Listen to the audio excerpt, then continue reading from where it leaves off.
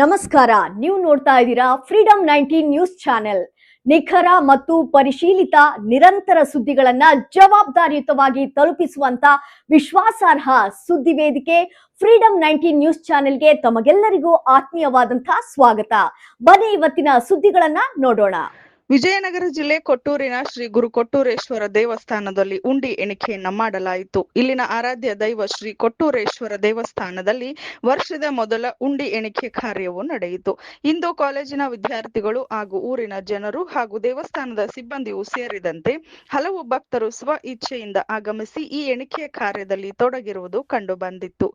ಈ ಎಣಿಕೆ ಉಂಡಿಯಲ್ಲಿ ಒಟ್ಟು ಸಂಗ್ರಹವಾದ ಮೊತ್ತ ಭಕ್ತರಿಂದ 96,07,870 ರೂಪಾಯಿಗಳಷ್ಟು ಹಣ ಸಂಗ್ರಹವಾಗಿದೆ ಎಂದು ದೇವಸ್ಥಾನದ ಕಾರ್ಯನಿರ್ವಹಣಾಧಿಕಾರಿಗಳಾದ ಶ್ರೀ ಮಲ್ಲಪ್ಪ ಇವರು ಮಾಧ್ಯಮಕ್ಕೆ ತಿಳಿಸಿ ಹೇಳಿದರು.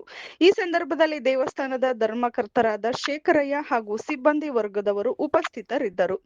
ಮಧುಬಾಬು ಹೆಚ್, ಫ್ರೀಡಂ 19 ನ್ಯೂಸ್, ವಿಜಯನಗರ.